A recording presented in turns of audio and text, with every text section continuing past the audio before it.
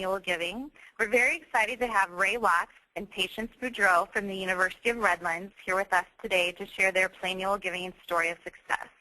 Hosting the webinar today is Nathan Stelter, our Vice President of Development for the Stelter Company. Nathan's responsibilities at Stelter include product development, strategic partnerships, marketing consultation, and client services. His primary concentration is on overseeing Stelter's consulting team and using his expertise and experience to strategize with Stelter's key accounts to develop distinct marketing solutions that meet each nonprofit's unique plan giving needs.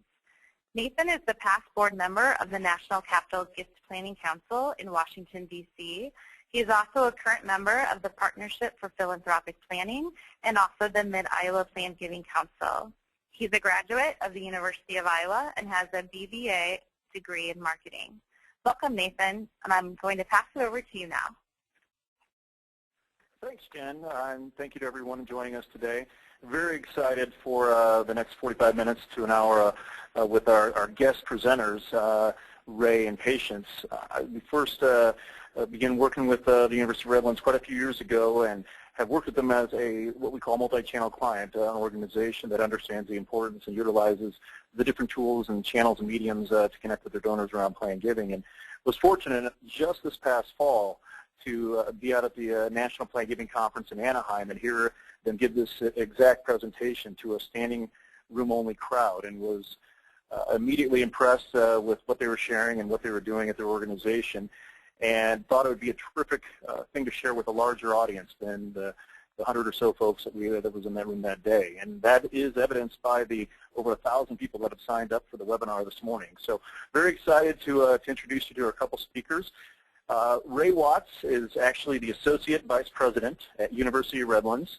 Ray manages the development team at the university and oversees all university philanthropic outreach efforts, working closely with trustees, the president, and the vice president of advancement to achieve organizational goals. Before assuming the role of AVP at Redlands, Ray served for 5 years as Director of Development, overseeing the major gift fundraising for the historic Centennial Campaign. Prior to coming to Redlands, Ray spent 7 years at his alma mater, Loyola Marymount University of Los Angeles, spending the last 4 years as Director of Annual and Special Campaigns. Ray received a bachelor's degree in English literature from LMU and a master's in business administration from LMU with an emphasis in management. He received the CFRE certification in 1999 and has presented at multiple conferences around the nation on varying topics relating to fund development and nonprofit leadership. Ray also serves as an adjunct faculty member for the University of Redlands School of Business, teaching management and leadership theory, as well as the senior capstone class. In addition to Ray, Patience Boudreau is also joining us today. Patience is a Director of Major Gifts at the University of Redlands. She was formerly the Director of Annual Giving, and in that role led the team responsible for the broad solicitation efforts of the university's schools and colleges, including direct mail, e-solicitation, phone-a-thon, reunion programs, and the Leadership Giving Society. In this role, she helped lead the integration of the plan giving and annual giving marketing efforts at Redlands. Prior to her role at Redlands, Patience was the Director of Annual Giving at Trinity University, overseeing reimaging of the annual giving effort. She also spent 6 years in the annual giving and donor relation offices at Pomona College. Patience received her bachelor's degree in psychology from Johns Hopkins University. She earned an MBA from the Peter F. Drucker and Masatoshi Ito Graduate School of Management at Claremont Graduate University. Patience is currently completing the CSPG program at Cal State University Long Beach. I will now hand it over to Patience and Ray to walk you through their presentation today. Thank you so much, Nathan. It's great to be with everybody, and wishing you all a beautiful day. This is a great honor for us to be doing this for sure. People have asked us where this idea of PlannualGiving came up, and honestly, we just effectively made it up. At the national conference in October, Nathan talked about, clearly it's a theme of across the country to look to integrate versus separate. So for us, PlannualGiving refers to the integration of marketing for plan giving and annual giving. We'll talk more about that in a few minutes, but the key aspect of this talk is about ways you can really share economy of scope between annual and plan giving marketing efforts Also very donor focused. So I think where we come from at Redlands and the theory that we've used here is that this effort has to be based on the donor. And there's some sense that some of the silos we've developed as professionals in this work actually may limit that. And so we focus on the donor at the core of it. So again, we suggest that the future of plan giving marketing is integration, and not separation, for sure. And that clearly was the theme of the conference. So to get a sense of the virtual room here, let's do a quick poll in terms of who's out there, looking for a sense of who are annual giving professionals, who are plan giving professionals, and if you are a one-person organization. I'll take just a pause for a moment and see if we can get a sense of who's out there.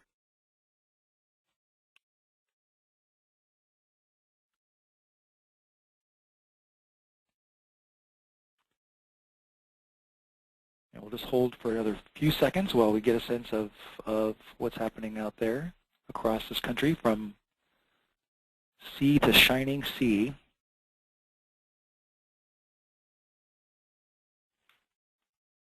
All right, looks like about almost 40% plan giving folks, makes sense. A nice 20% of annual giving professionals, about a fifth of the group again in small one-person shops, and then another fifth none of those things. Perfect. Nice blend of the room. I think that'll be beautiful for today. Great. Thank you very much. So we wanted to start by not assuming everybody had an understanding of the goals and outreach efforts of the two offices. So thinking about annual giving, it's all about broad communications. That's mail, that's email, that's phone, like a phone-a-thon if your program has that. It's also about simple gifts, like cash or securities, not about solutions to financial needs for donors. Annual giving offices are all about participation and renewability. If you talk to your annual giving colleagues and ask them what's your plan for the year, they would be able to tell you off the top of their heads when they send mailings because it's cyclical in nature. And it's about their timeline as determined by kind of best practices and past experience, not about the donor's personal schedule. Traditional plan giving offices are different in the sense that focused on personal outreach, of course, one-to-one marketing in terms of what families and donors might want to do. Traditionally can involve complex gifts, and traditionally the plan giving director is seen as someone with expertise in technical relationships and legal matters, and it was sort of that's been the traditional focus of plan giving efforts. Now, what does the plannual giving model mean? For some, we used to say this was for small to medium-sized shops, but the more we've thought about this and talked with colleagues, the more we think there's applications to every size shop. For small shops, the person who's doing plan giving and annual giving may be the same person. So it's about a shift in mindset as opposed to a shift in responsibilities. For us, we would consider ourselves a medium shop, and for us, we were small enough that everybody was on the same team. We're in this together, and we had the cohesion to make this work. Everyone's getting increased pressure for gifts, and we found plannual giving to be a way for us to separate and amplify our broad-based solicitation, which is focused on wide audiences and allows our annual giving team to own parts of lead generation, and specific communications, which most of us who have visit goals and metrics in plan giving offices, they are not based around our ability to hit deadlines for mailings. It's not based on whether you stayed within budget, whether the creative content was engaging. You're really judged on how many people did you visit, how many gifts did you close, and so the broad-based solicitation really doesn't fall within those metrics.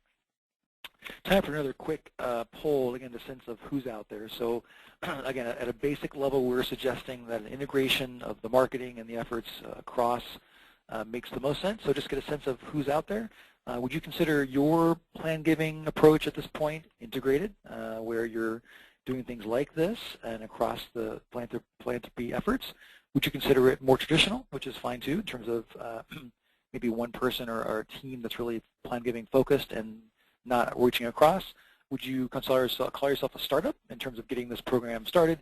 And in honor of the Saturday Night Live 40th anniversary coming up here, are you in a van down by the river, which is my favorite Chris Farley reference of all time. So let's see who's out there. And we've been seeing, you know, in the range of doing this the last 6 months or so, 25, 30% saying integrated. So let's see if that matches up with our friends across the country today. Hey, Ray, Give you a this second. is Jen. Yes. I'm sorry, Yeah. I just want to break in. We've had a couple people write in that they're having a little bit of trouble hearing you and patients. So if I can just have you guys speak up just a little bit more, that would be great. And we have about 85 people who, or 85% of the people who have answered the poll now. So I'm going to go ahead and close it for you. Thanks so much. We will speak up. Sorry about that. All right, so about 23% integrated, about 34, about a third of the group traditional. A lot of startups. That's more than we traditionally see so from this number. That's great. So this will work out, and only 6% in the van down by the river. Perfect. Good to see that. Thank you very much. All right. Well, so again, what have we done here? So really, in a lot of ways, as well as integrating the annual giving and planned giving marketing, we've also integrated the planned giving and major gift offices specifically. Quickly at Redlands, what happened was a director of planned giving became our director of alumni relations, and so had a chance to make a structural change here. Now, let me make sure a quick comment here.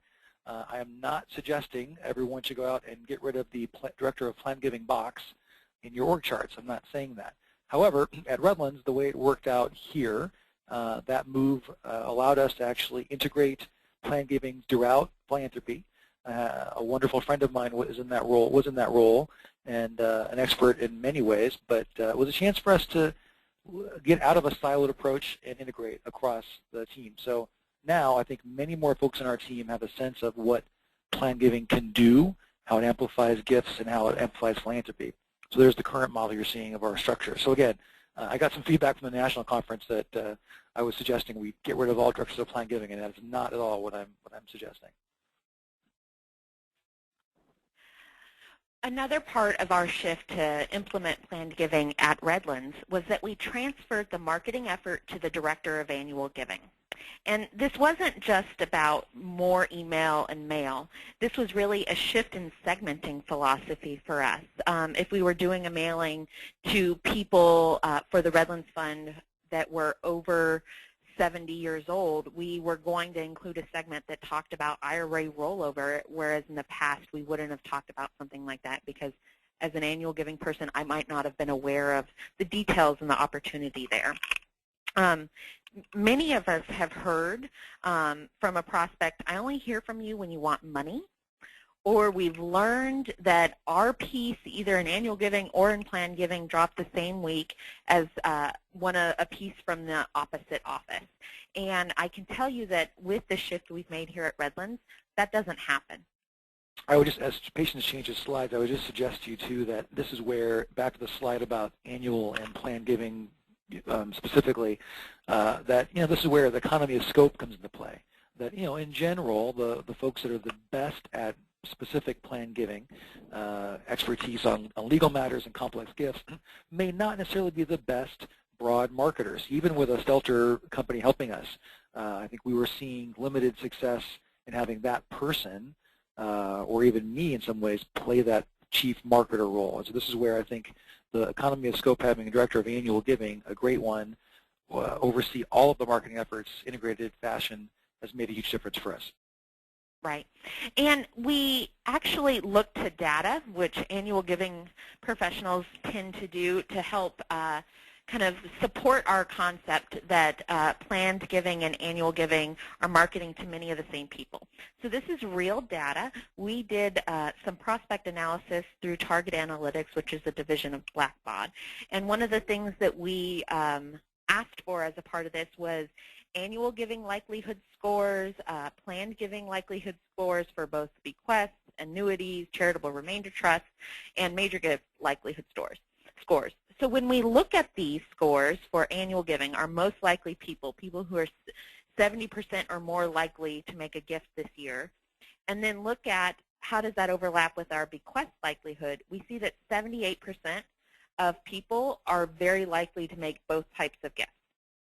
This told us that by excluding planned giving, people from annual giving messages, when people say, oh no, that person belongs to planned giving, not the annual fund, we were actually limiting the support that they would give to our organization by not talking to them about all the ways they could give.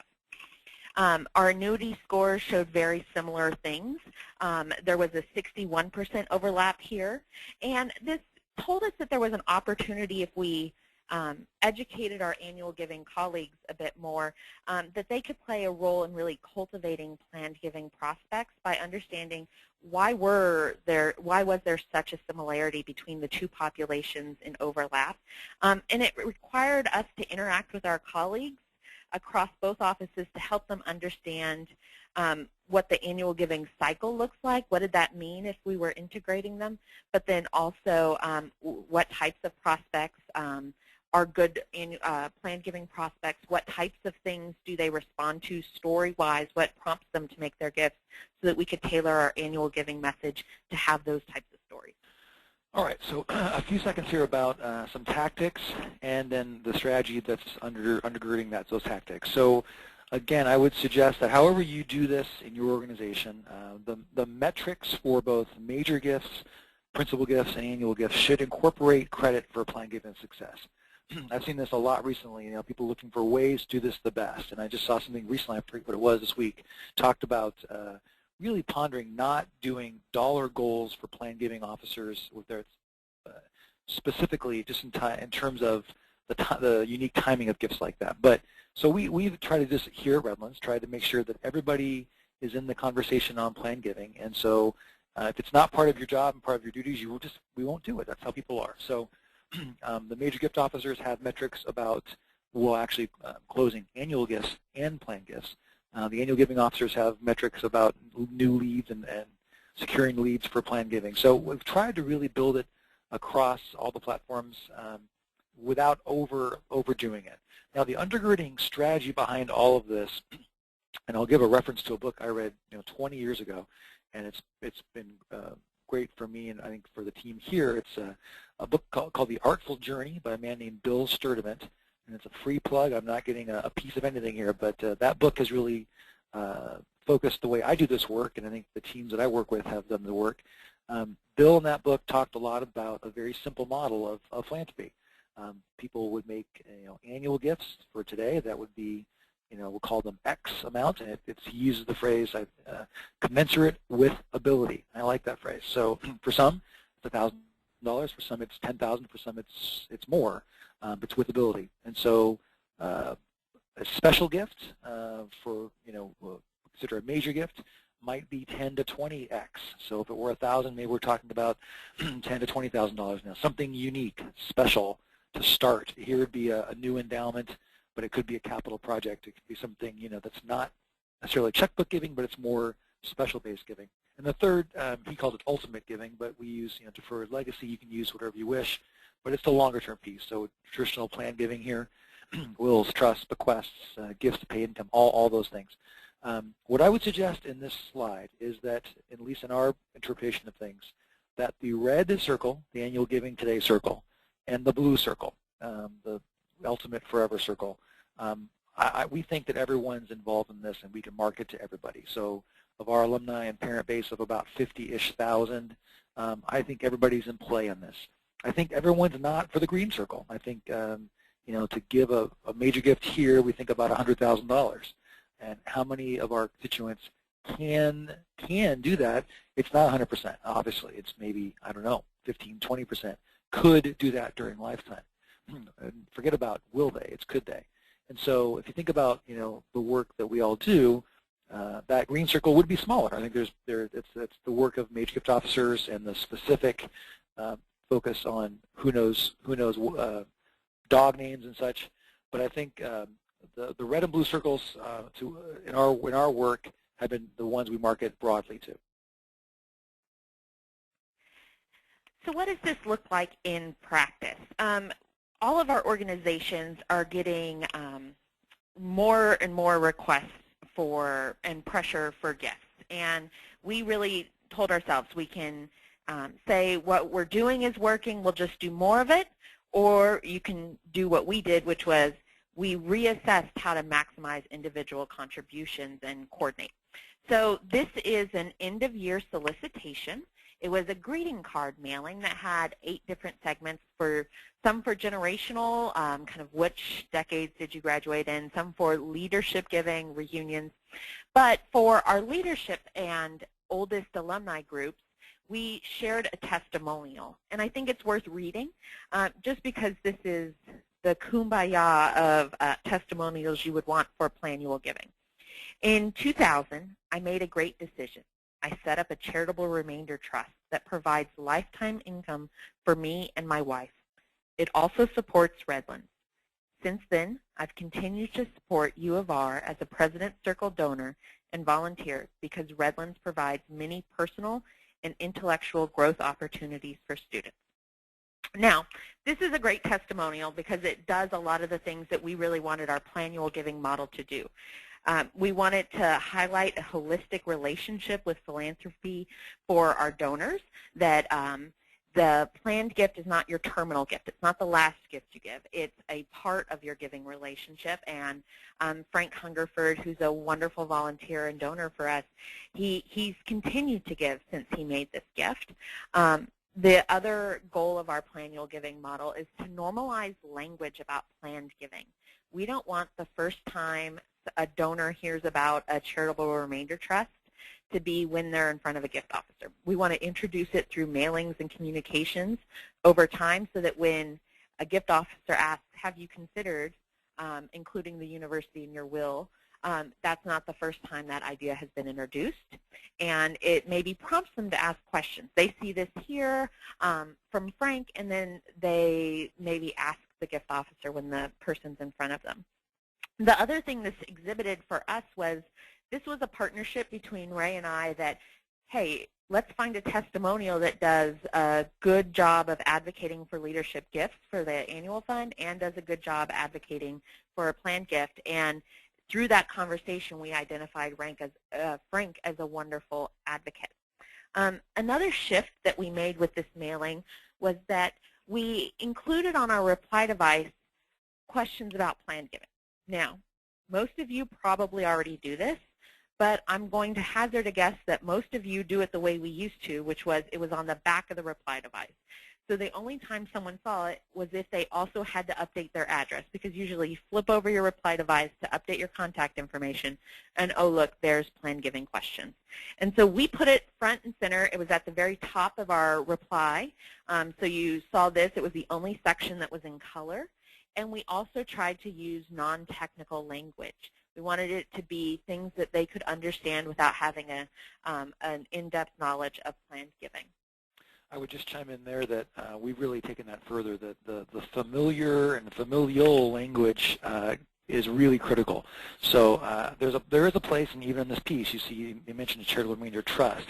But in general, we've moved away from specific technical language and have moved toward phrases like gifts that pay you income. This is, again, lead generation, right? So we want folks to have a sense of it and move forward to learn more. Obviously, if they do a gift pay you income, annuity, or a trust, we'll get more detailed along the way. But at this level, we don't need that sort of specificity, and frankly, I think it does scare people off. Another thing that's very easy for if you're looking for baby steps to implement PlannualGiving is that most of your organizations probably already have an online giving page that's run through your annual fund colleagues or annual giving colleagues. And what we did was, in implementing PlannualGiving, we asked ourselves, what are all the places that we could find to integrate planned giving questions into it? And we realized our online page didn't ask any questions about this. So we added it. It didn't cost us any money. It cost us about 5 minutes in time to kind of develop the language and integrate it into the form. And what we do is if a lead is generated from this, someone either says that they've included us in their will or that they want more information, we forward that on to our colleagues over in Major Gifts or Planned Giving, so Ray or the Major Gifts team. And it also helps normalize language. Many of our donors are giving through our giving site. Some of them have requested we don't send them an email. So this is a a site that they are seeking out, and we want to ask the questions where they're at. We also, the biggest shift that was not how do we implement planned giving language into a annual giving piece, but really how do we make a planned giving piece integrate more into the marketing effort of the annual giving office. Was we saw a piece that Stelter did with Scripps College that kind of blew us away. It felt warmer, friendlier, more personal to the school than what we had seen before. This is a newsletter. It was 4 pages with a survey reply device in a large windowed envelope. So it wasn't a number 10 envelope. It had nice pictures of students doing wonderful things. So we took that idea and ran with it. So our cover story was a very annual giving topic, which was reunions, but it talked about reunions and included how planned gifts can play a role in having a really impressive reunion class total. Inside we had stories that were a partnership with our Stelter colleagues. They really helped us come up with some of these more technical elements, but we also included event photos from reunion. We, at this time for annual giving, we were telling student stories of graduates. This was hitting right as people, right as commencement was taking place. And so we had a full-page story about a really outstanding student who tells the impact story. If you're going to make a planned gift, I want to know that it's going to help students who are doing amazing things, and Brittany is that student. I want to pause a second with here as well. So I want to mention the partnership with communications here as well, because this Brittany Oster story and about 10 others were already being worked on by our partners in university communications. And so this is a chance to actually leverage that content as well and not create new content for this piece, but rather integrate, again, a nice message to the student with the planned giving and the annual giving triangle. Right. And then our reply device asked questions about impact interest. What areas of funding were they interested in giving to, which benefited all offices, annual giving, planned giving, major gifts. But it also asked about what vehicles for giving they'd consider. So would they consider including us in their will, and had they already done so? We'll talk about the results that we got back from this, but this was a real shift for us to actually asking some of these questions in mail and then acting on them. And then a shift that we made from what Scripps had done was that we specifically asked them to support the Redlands Fund. As a part of the survey, we said they could include a check in this envelope that they were sending back their survey. They could also go to our website, and we're about to do our second version of these, and we are making it even more explicit. It's going to have a credit card giving section on the survey so that if they'd like to make a gift, they can. So all of you that do planned giving specific marketing know that there can be a bit of a trickle, even though the best pieces you do, just, so we were getting 8 to 10 responses back from a 4,000 to 5,000 piece mailing. This one received 53 responses, including 9 with actual gifts in them. And so it was a stronger response in terms of direct mail, but also just better responses. The quality was so much higher.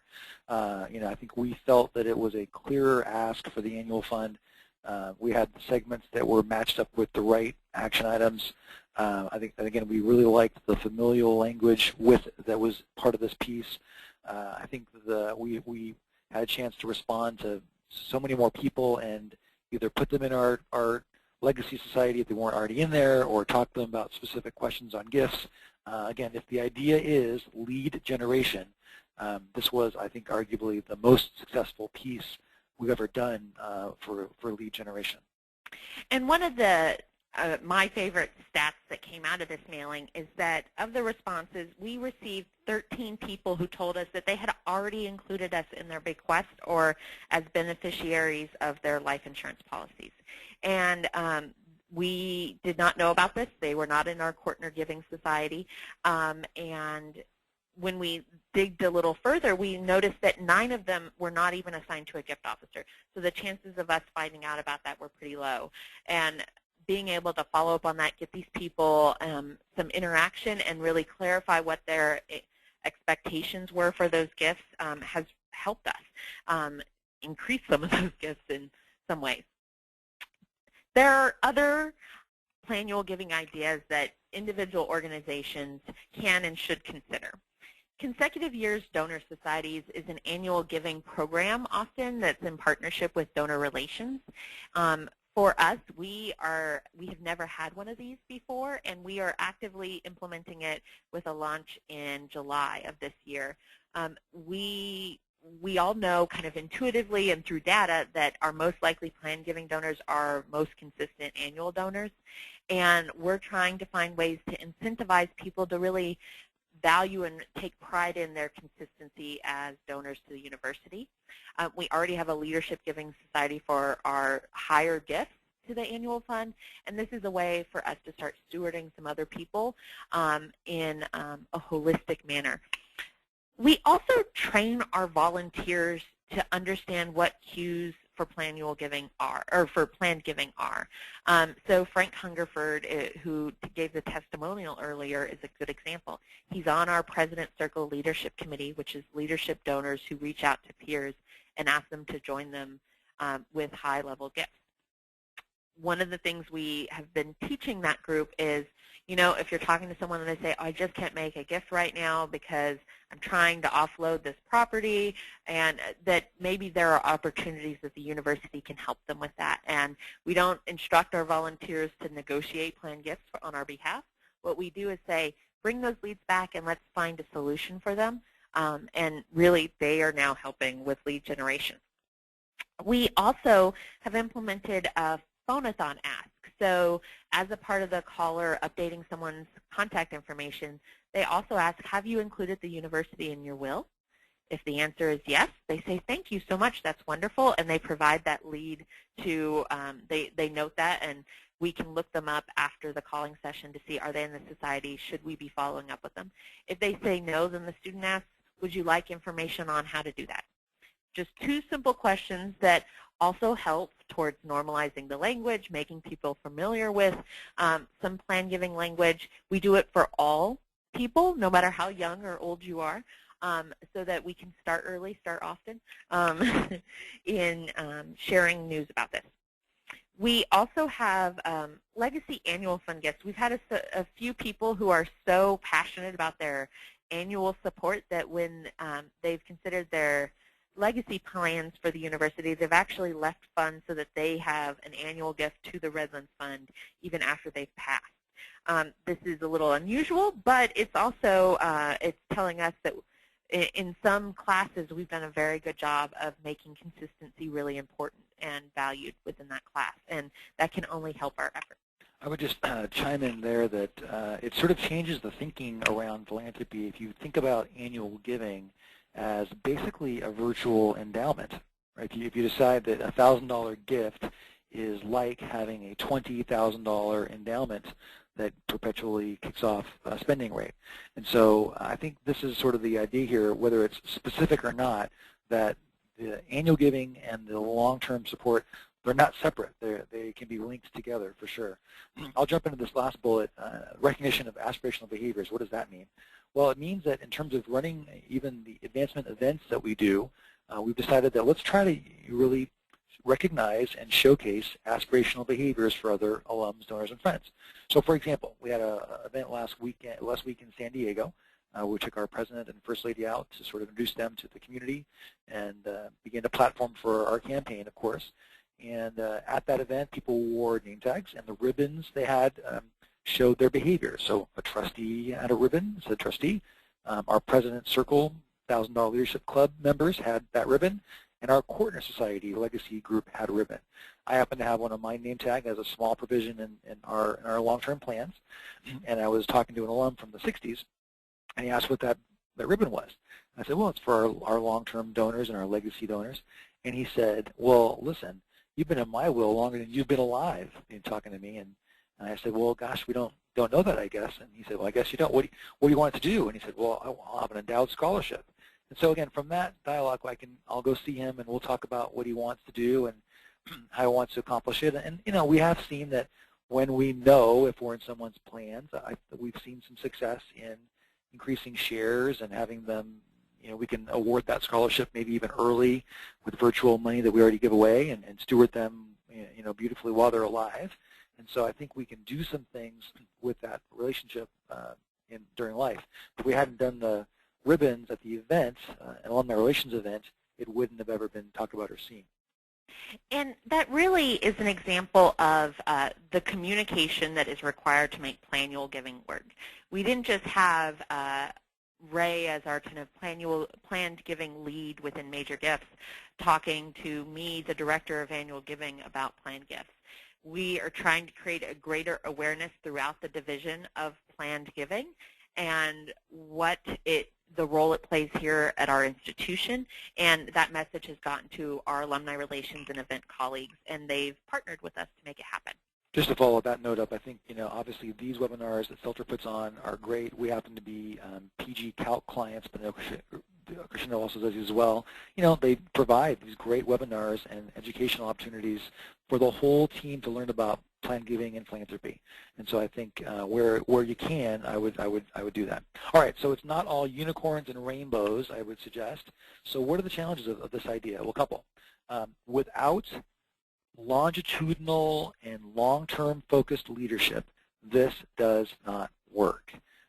If your leadership above you in your organization is looking for special major gift support only because they're going to be there a couple years and move on, and that's the only focus they've got, this won't work. Don't bother, and frankly, get a different job somewhere else that's better, because that's not the way to do this work. This is longitudinal work, and this is about relationships, and it really is the long-term relationships are the ones that are the most beneficial to the donors and the institution you work with. So that's key and critical and has to be there, or it's not going to work from president on down. It's nice.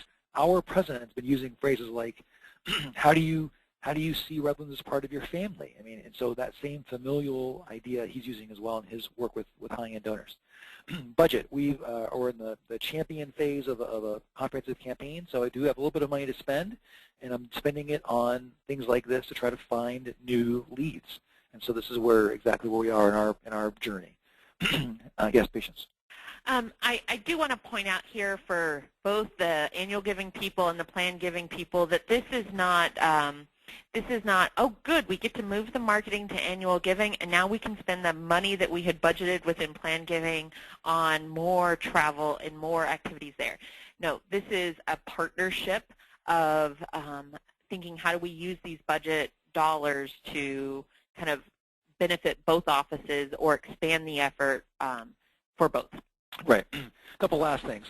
Definitely habits die hard, and so if you want to move in this direction and folks in your team aren't used to it, it's just a challenge to change new behaviors. But consistent new habits, I've learned, start after about 63 days, right? So just keep after it and try to change things. We do tend to work in our daily operations in sort of siloed ways. All of us do. We can't help ourselves sometimes. So how do you break the structure up to allow it not to happen? How do you have someone on your team, maybe the role I play as AVP, maybe your vice president, doesn't matter, be that brand ambassador, be that evangelist for this. That I really encourage you all, again, no piece of this for me. Read The Artful Journey. Talk about the core as the donor and their efforts to make annual, special, and ultimate gifts. It'll change the way you think about this work, possibly. It did for me, for sure. And then the last, goals and metrics. Again, if we're not measured to it, it won't happen. And so I think as we look at, directors of annual giving, especially, Patience, as mentioned, changed roles with us. Now she's on the major gift team, but as you hire that role to backfill, this is part of that person's charge to do this well moving forward.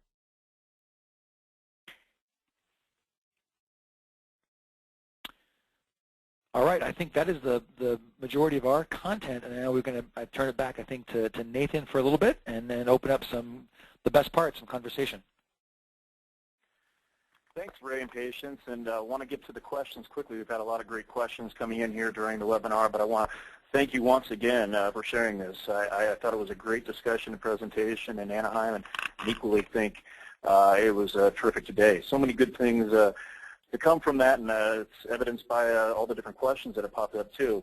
I just want to state really quickly, again, there's a reason we're hosting this particular webinar, because this has been an opportunity and a pain point for so many nonprofits around the country for quite a few years, and we've seen this trend growing within our client base and with the folks we talk to day in, day out.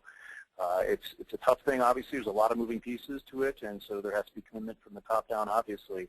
But as you can see on the screen here, as some of you may have noticed or not over the past couple of years that follow us pretty closely, we actually changed our brand positioning statement to read the personal philanthropy company, because we've seen this melding of philanthropy coming for quite a while. Donors aren't thinking of their philanthropy and their giving in buckets.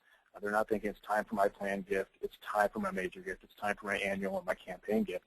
They're looking at how, I love University of Redlands, how do I best help them and support them and give back to them?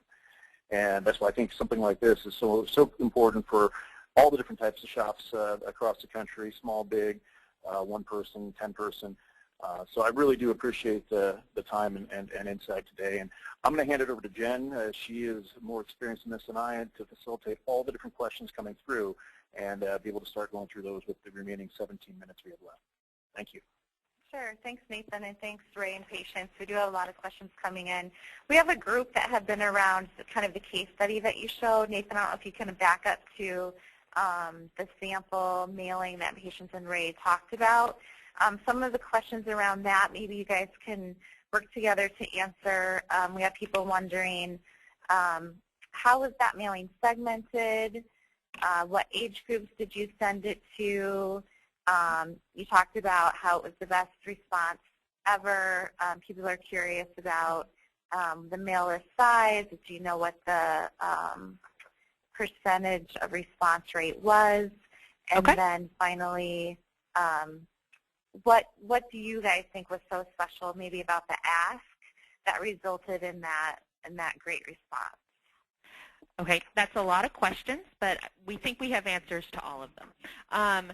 So this, as we've been implementing PlannualGiving, we've also been trying to, a lot of times you pay for analysis and like the target analytics stuff we did, but then you look at it once and you never use it again. We're trying to avoid that. So whereas in the past we would have segmented just by age, what we did was kind of two opportunities. We looked at people who were 70 and older, but we don't have age for everybody in our system, so that doesn't totally catch everyone. We also looked at what target analytics had said our bequest likelihood scores of very likely is 700 plus. What we did was 500 plus. So people who there was a 50-50 chance that they were going to make a planned gift. Why do we think it was more successful? I kind of attribute it to two main things. One is what we used to do was a self-mailer that had a postcard reply device, and that really it worked to get the ideas out there perhaps, but I don't think it felt confidential enough for our donors. I think putting it in, having the reply device be something that went inside an envelope, that in the past people checked a box that said send me more info, but even that felt like it was exposed because it was going out in the mail with their name on it. The postman and anyone else who saw the mail, saw their name, saw that they were interested in learning about estate plans, and that maybe that felt a bit kind of exposed. Another sort of historical piece here is before we partnered with Stelter, we did a lot of our own PlanGiving marketing and often did not include a reply device, which seems a no-brainer now, but just wasn't where we were thinking about. So I think the Stelter, our friends have helped us realize that's every time we mail anything about PlanGiving, it's got to have a response device of some sort. So not only, so historically our people, didn't even have that perspective. So I think just much more specific, the annual giving integration as well about Redlands Fund, just much more targeted than ever before. Yeah. So I think the fact that it was an envelope that they replied with, it was one part of the success. I think the other part was that Stelter had been advising us to include more of our own kind of story, more of our impact, more about Redlands. And this is the first piece where we embraced that, and half the content was really from us about Redlands, about our students, about our donors, and half was from Stelter, kind of here's how to evaluate plan giving options. Here's things that you may want to consider. And I think that partnership of us it felt more Redlands than what we had maybe sent in the past. And I didn't feel like it was really that much work on my part to do this as opposed to doing the mailer that we used to do. It was a bit more money, but not as much as I thought it was going to be. So I think those two things, the having kind of a reply device that was more confidential and then having more Redlands in the communication helped. I also found that, again, that third part of the triangle of annual giving, plan giving, and then university or communications marketing piece. I mean, there's often stories they can't tell just because of space limitations. So, if you're looking for content to share, check with your communications team and see if there's some stories that are impactful they haven't told yet they could maybe use for a specific piece like this. Did that answer all the questions, Jen? Is there one I left out? No, I think you covered it. I think you covered it pretty good. We're going to move on to kind of another grouping of questions. Nathan's going to go ahead and pose that. Yeah, again, there's some terrific questions coming in. We may not be able to get to all of these, but we will be sure to respond and give information to folks. And also, there's a lot of inquiries around will the slides be available, and they will be able to download on the Stelter website, and we'll send out that information afterwards. But there's a couple questions that have come up around examples, perhaps, on how you've worked with the folks in your office, on your team, to break through the structure of some of those inter-office silos.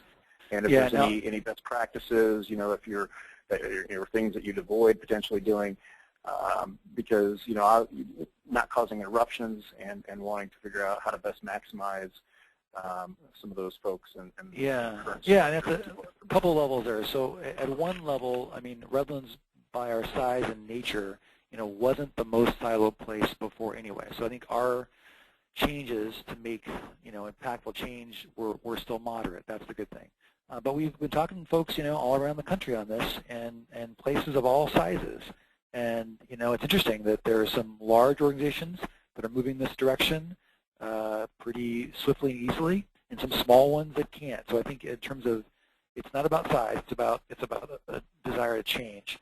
I think the couple things, and I got some feedback also at the national conference as well, that talked about, pretty critical, that some of this is they called it dumbing down of plan giving, and I don't agree with that. I think that this is, at least at Redlands, and that's all that I can speak to here, but I think most places, the majority of gifts, even through plan gifts, are, you call them complex if you wish, but they're not that complex. I mean, gift annuities are pretty straightforward. Charitable trusts even are, straightforward. Obviously, wills, bequests, 401ks, these are not that complex. And the mega gifts sometimes are, and so I'm not talking about those, and there's a place for that.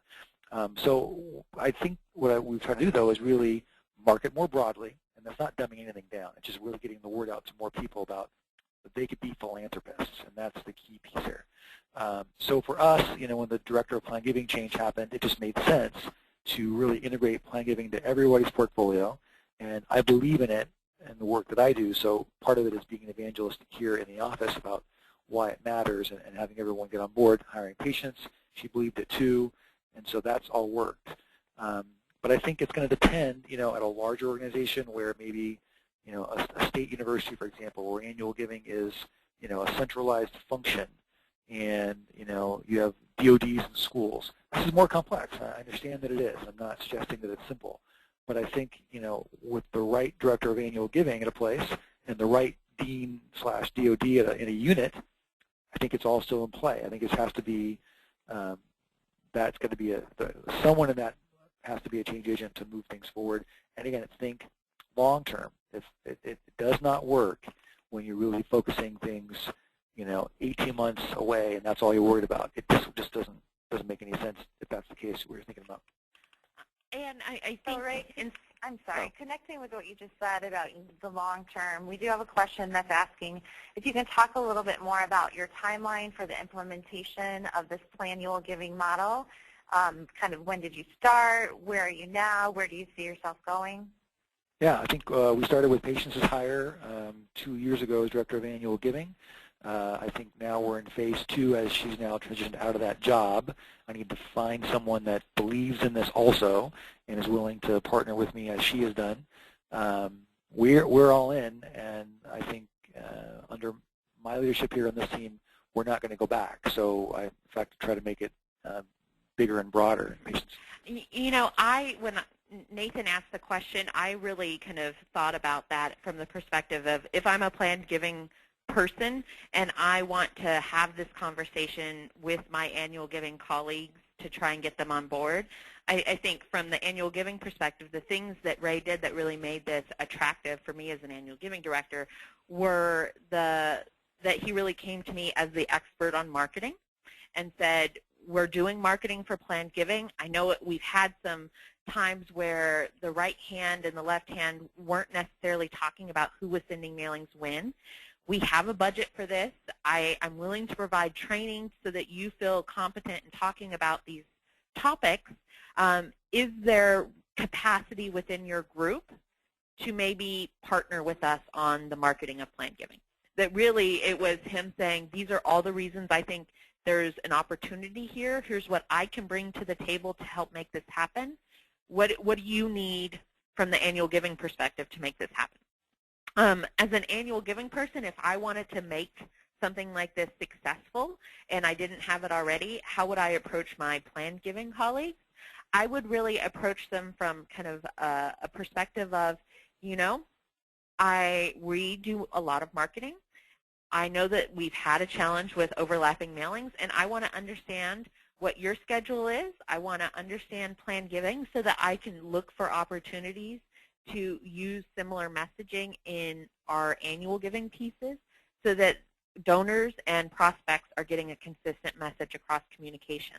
And small conversations like that start to build the trust and the trust in the other person or the other team is going to kind of do good by the PlannualGiving effort. We had that trust kind of early on because Ray and I kind of were on the same page. I had an interest in PlanGiving and how do we coordinate those efforts more, and then got here and it turned out Ray had the same idea. So it was people having the same mindset and the view on a partnership. You know, patients, there's a couple questions came up around, and given, you know, you just shared how you became involved with this coming from annual giving, do you guys have any recommendations or thoughts around best places or resources for educating your development team around the PlanGiving options? A lot of us, and probably most of us on this call, know that PlanGiving is a lot about marketing and communication, and that was obviously, as you just mentioned, a natural synergy. But as PlanGiving inquiries come in, is your staff trained appropriately to handle some of those inquiries, or do they forward them to others, or any thoughts on that? Yeah, I think it's. I would suggest that when the lead is generated, then the clock. Once you get it to you, the clock then begins to run. And so, I think at this point in our team now, myself and a couple others follows up primarily. Although at this point, when I get a lead from anyone at this point, I'll look. I've got 4 directors of major gifts, one of which is patients, and myself and my AVP for major gifts. And so the 6 of us, I think at this point, any of us could go out and begin a dialogue with somebody. And then, if it gets more complex, I can get involved. We could hire counsel. I think there's steps up the ladder. But again, the majority of the gifts that we get at Relevance, we're not, a mega research D1 university, but a majority of our gifts are relatively simple, even plan gifts. So and frankly, all the language on Stelter's site that helps us on the website, it's all there. So my team knows every resource of where to find things for bequest language. They can run an annuity rate on somebody in their living room off their iPad. They can do what they need to do to get it going. And then if we have more complex questions, I can get involved. And then if I can't answer them, we can take them up the line. I think also I really do encourage, things like this are perfect. And I do think, I know that PG Calc, if you're a customer of theirs, has a monthly series that's well worth it. And theirs is, 1 month is more technical, one is more general for advancement. I've encouraged my team we've watched them together, we've had coffee and such. I think Crescendo is the same sort of thing. So the 2 main firms in the PlanGiving specifics, I think they're both doing these. And your local PPP chapter, patients, go ahead. And I mean, that's a high level. How do they handle the inquiries once the leads have been sent to gift officers? But from the tactical standpoint of a reply device came in, we actually talked to our gift processors and then my assistant who opens all the Redlands Fund mail and said, you know, if you see this, please bring it to our attention. Don't kind of rush through the process. It's really important that if someone requests information, that we follow up with them, and this is why. When Ray says he invites the team to hear the webinars, it's not just the gift officers. It's not just the field staff. Everyone in development, from the administrative assistant in annual giving to some of the people in AdServe, advancement services, to our major gift team, everyone is invited to attend these webinars and increase their knowledge of kind of plan giving language, plan giving ideas. And I think that's important. We didn't kind of say, oh, this isn't at your level to anyone. We wanted everyone to feel like they knew the cues to look for, because we don't know who someone's going to call. The people that get most of our calls are actually our 2 administrative assistants, because those are the main office lines. And how do they know if someone's asking a question about, oh, I saw something about gifts that pay me income? If they don't know to direct those calls to Ray or a gift officer, that doesn't help them. I know we made it when our gift processor came to me and said, here's a guy who's given $100 a month for the last 10 years. He's a great plan giving processor. You should go talk to him about that.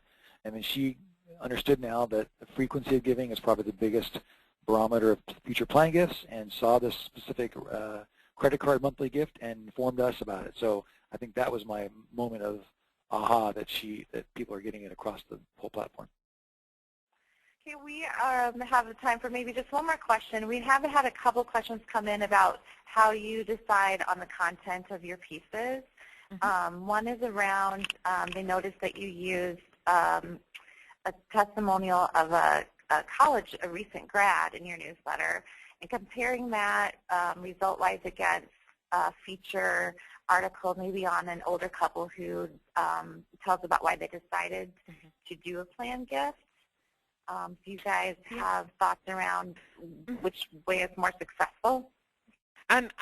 We don't think any one way is more successful. When we're doing mailings, we try and think, what did we do the last mailing? If the last one was focused on bequests, we want the next one to be focused on annuities, the one after that maybe on pooled income funds.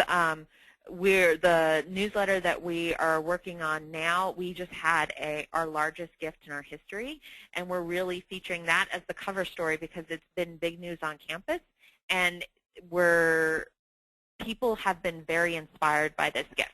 So we look for what is going to inspire giving, and sometimes that's going to be a young alum talking about how appreciative they are of their experience and how they are making their first gift and hope this is a lifetime commitment on their part, paired with a couple who just created their 3rd annuity. We like stories that kind of that highlight the range of experience, but we don't think you do the same kind of set of 5 stories every time. We try and mix it up.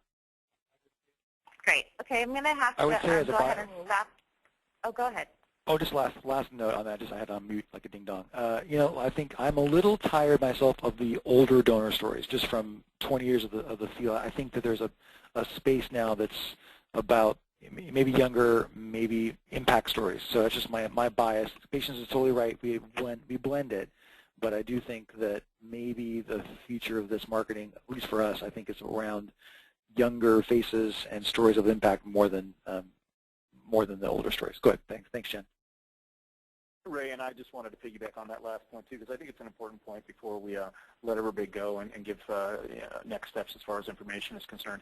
Impact is critical. I agree you want to kind of mix and match and use the best stories, but really there has been, and we've seen this across the board, a much more interest from a donor's perspective as far as where the dollar's going. And to your point on the images you're showing, I think that's a valid point, too. People tend to think of themselves as 20% younger, 20% richer, and 20% better looking. So keeping that in mind is critical, when you're thinking of your marketing too. So again, great points, and I'll hand it over to Jen to to close it down. Yeah, thanks so much, Ray, and Patience, and Nathan. If we didn't get your question today, there was a lot of questions coming in. I know we missed a lot of them.